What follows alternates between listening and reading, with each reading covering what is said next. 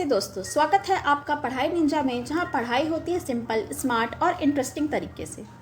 आज हम पढ़ने वाले हैं नेशनलिज्म इन इंडिया का part 2, that is different stands with in the movement. ये पार्ट काफ़ी ज़्यादा इंपॉर्टेंट है क्योंकि हम इधर देखेंगे कि नॉन कॉपरेशन मूवमेंट में कैसे कैसे कौन कौन लोग पार्टिसिपेट किए। तो चलिए शुरू करते हैं।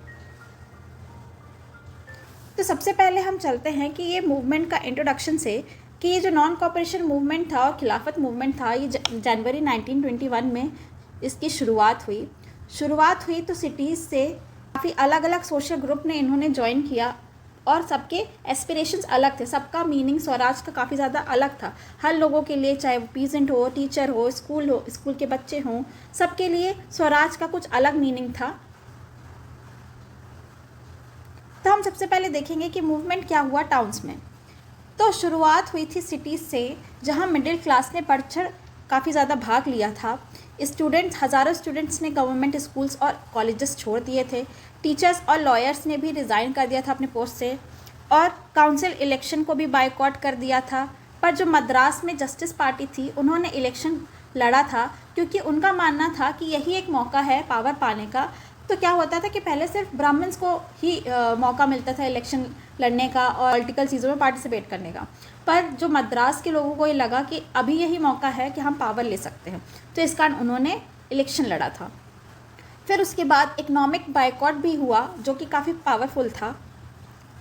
तो फॉरेन गुड्स को भी बायकॉट किया था, लिकर शॉप को भी पिकेट किया गया था। पिकेट का मतलब एक तरीके का प्रोटेस्ट ही होता है, और फॉरेन कपड़ों को ही बॉन फायर की तरह जला दिया जाता था। ये देख सकते हैं आप। तो ये जो फॉरेन क्लोथ को जला दिया गया, उसके कारण क्या हुआ, जो भी हम इंपोर्ट आता था, मतलब इंपोर्ट का मतलब दूसरे देशों से हमारे देश में जो भी चीज़ें आती थी, तो क्लोथ का इंपोर्ट जो होता था वो 102 करोड़ से 57 करोड़ तक कम हो गया था, गिर गया था। तो लोग स्वदेशी कपड़ा पहनने लगे थे। इंडियन मिल्स और हैंडलूम का प्रोडक्शन भी काफ़ी ज़्यादा बढ़ गया था, और जो ट्रेडर्स थे वो फॉरेन गुड्स में डील करना को मना कर दिए थे।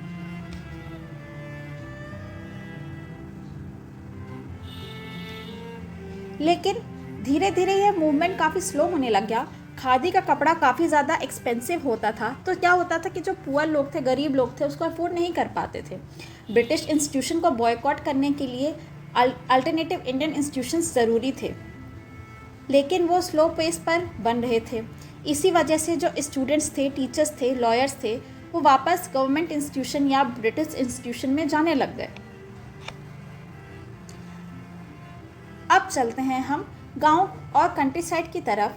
यहाँ मूवमेंट काफ़ी पावरफुल और अलग फॉर्म में ही था। तो हम देखेंगे कि रिबेलियन क्या हुआ अवध में। तो अवध पीजेंट मूवमेंट हुआ। अवध के किसान, जो कि किसने लेड किया, बाबा रामचंद्र ने। बाबा रामचंद्र एक सन्यासी थे, जो कि पहले फिजी में एक इंडेंचर्ड लेबरर थे। तो इंडेंचर्ड लेबर का मतलब क्या है कि आप फोर्स्ड ही लेबर थे, पर आप एक कोई कॉन्ट्रैक्ट पे रहते थे कि आपको इतने टाइम पीरियड तक काम करना है, पर विदाउट पे ही रहता था ये।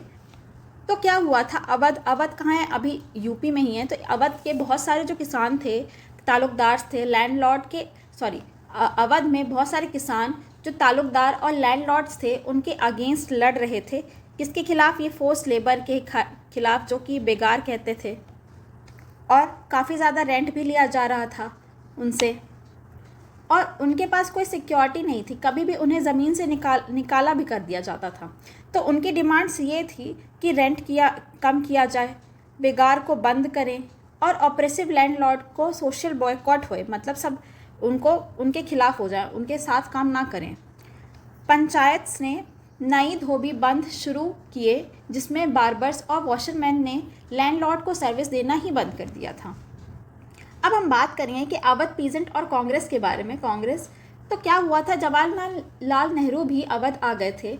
गांव-गांव घूमकर हर किसानों की प्रॉब्लम भी उन्होंने सुनी थी। तो अक्टूबर 1920 में औध किसान सभा भी बनी। नेहरू, बाबा रामचंद्र और कुछ और लीडर्स के साथ सिर्फ एक ही महीने में उसकी 300 से ज़्यादा ब्रांचेस खुल गई थी। तो जब नॉन कॉपरेशन मूवमेंट स्टार्ट हुआ, तो कांग्रेस ने ये कोशिश की कि जो किसानों का जो स्ट्रगल था, वो नेशनल स्ट्रगल से जोड़ा जाए।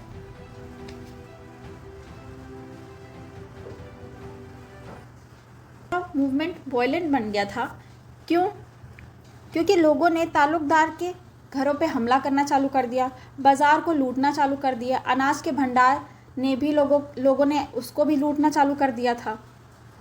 और कई जगह तो लोगों ने ऐसा बोलना चालू कर दिया था कि गांधी जी ने कह दिया है कि अब टैक्स मत दो, ज़मीन भी बांट लो। तो लोगों ने ऐसी कुछ गलत अफवाह भी चालू कर दी थी। गांधी जी के नाम पे हर जगह उन्होंने गांधी जी का नाम भी यूज़ किया, और कभी कभी वॉयलेंस जस्टिफाई करने के लिए उन्होंने ये सब चीज़ें करी कि गांधी जी ने बोला हुआ है। तो चलते हैं हम आंध्र प्रदेश के गुंडेम हिल्स में। तो हम बात करेंगे ट्राइबल रिबेलियन की। तो यहाँ के ट्राइबल लोग भी अपने तरीके से ही लड़ाई लड़ रहे थे नॉन कॉपरेशन मूवमेंट की। तो ब्रिटिश गवर्नमेंट ने फॉरेस्ट ही क्लोज कर दिया था, काफ़ी ज़्यादा रिस्ट्रिक्शंस लगा दी थी, जैसे कि कैटल ग्रेजिंग के लिए, फ्यूल वुड कलेक्ट करने के लिए, फ्रूट्स लेना, ये सब बंद हो गया था। फॉरेस्ट प्रोडक्ट जो कि प्रोडक्ट्स होते हैं, तो लोगों की रोटी रोज़ी का ज़रिया ही छिन गया था। जब गवर्नमेंट ने उनसे बेगार भी करवाना स्टार्ट कर दिया था, बेगार जैसे कि हमने पढ़ा है कि फोर्स लेबर विदाउट पेमेंट, तो किसके लिए? रोड कंस्ट्रक्शन के लिए उनसे बेगार करना भी स्टार्ट कर दिया था। तभी ये रिवोल्ट चालू हो गया, ट्राइबल ने रिवोल्ट चालू कर दिया। तो ये रिवोल्ट किसने लीड किया था? अलूरी सीताराम राजू ने। राजू काफ़ी ज़्यादा यूनिक पर्सनालिटी थे और लोग मानते थे कि उनके पास कुछ मैजिकल पावर्स थी। क्यों? क्योंकि लोग कहते थे कि भैया ये जो है फ्यूचर भी बताते हैं, और ये गोली खाने के बाद भी काफ़ी ज़्यादा जिंदा थे, तो इनको गन शॉट भी मिल गया था, स्टिल ही वॉज अलाइव। तो लोग क्या उन्हें भगवान का अवतार ही मानने लगे थे। तो राजू जी ने गांधी जी की तारीफ की, खादी पहनने को बोला और शराब छोड़ने को भी इनकरेज किया। लेकिन राजू का मानना था कि आज़ादी नॉन वायलेंस से नहीं बल्कि फोर्स से ही मिलेगी। तो ये जो रिबेल्स थे उन्होंने क्या करना चालू कर दिया? पुलिस स्टेशन पे हमला चालू करना, हमला करने लग गए। ब्रिटिश ऑफिशियल्स को मारने की कोशिश की और गुरिल्ला वॉरफेयर भी चलाई। गुरिल्ला मतलब छुपके वॉर करना। तो 1924 में राजू को पकड़कर मार दिया गया, लेकिन उनका नाम लोगों के दिल में एक फोक हीरो की तरह बन गया। अब बात करते हैं हम असम के प्लांटेशन वर्कर्स की। तो उनके लिए भी स्वराज का मतलब आज़ादी से अपने गांव जाना और अपने रूट से जुड़ना था। तो अंडर इनलैंड इमिग्रेशन एक्ट के तहत 1859 में वर्कर्स को टी प्लांटेशन छोड़ने की परमिशन नहीं दी गई थी। गवर्नमेंट रेयरली उन्हें घर जाने देती थी। तो उसके कारण क्या था? लोगों के अंदर काफ़ी ज़्यादा आक्रोश आ गया था। जब उन्होंने नॉन कॉपरेशन मूवमेंट के बारे में सुना तो उन्होंने चाहा कि हम भी इसका स्टार्ट कर सकते हैं। तो उन्हें लगा कि अब गांधी राज ही आ गया है। उनको ये बिलीव था कि गांधी राज का मतलब है कि उनको लैंड और फ्रीडम दोनों मिल जाएगी। तो क्या हुआ कि जो हज़ारों में जो वर्कर्स थे प्लांटेशन छोड़ छोड़ के अपने गांव निकल गए, लेकिन बीच रास्ते में ही उनकी ट्रेन और स्टीमर्स स्ट्राइक की वजह से रुक जाती है। पुलिस ने उन्हें पकड़ लिया और बहुत बुरी तरीके से मारने लगे। उनका स्वराज का सपना था कि उन्हें फ्रीडम मिल जाए, लैंड मिल जाए और उनकी जो भी सपने के ख़त्म हो जाए, पर ये अधूरी ही रह गई। तो इससे हम देख सकते हैं कि हमने जो भी पढ़ा कि स्वराज हर किसी के लिए उसकी मीनिंग काफ़ी ज़्यादा अलग थी। मिडिल क्लास के लिए मतलब था कि हम ब्रिटिश सिस्टम को बाइकआउट करें।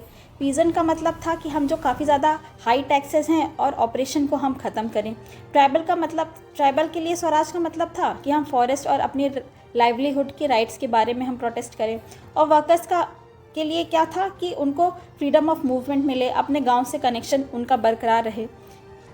तो क्या हुआ कि जो जितने भी ये सारी चीज़ें थी, मूवमेंट थे, तो सब महात्मा गांधी और उनके नेशनल स्ट्रगल से लिंक थे। तो क्या हुआ कि इतने डिफरेंसेस होने के बाद भी सबके लिए स्वराज का मतलब अलग अलग था। इतने सारे डिफरेंसेस के बाद भी जो इमोशनल यूनिटी थी वो बरकरार थी। जो लोकल स्ट्रगल थे वो नेशनल मूवमेंट से लिंक्ड थे। स्लोगन्स जैसे कि स्वतंत्र भारत एक इमोशनल कनेक्शन को बताता है। गांधी जी को एक उम्मीद का सिंबल और फ्रीडम का सिंबल भी घोषित कर दिया था।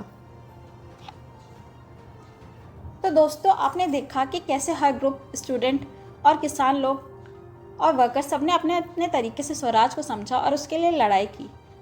अगर आपको पसंद आई हो वीडियो तो लाइक करें, चैनल को सब्सक्राइब करें और बेल आइकन को दबाना ना भूलें। Thank you for watching the video. मिलते हैं नेक्स्ट पार्ट में। जय हिंद।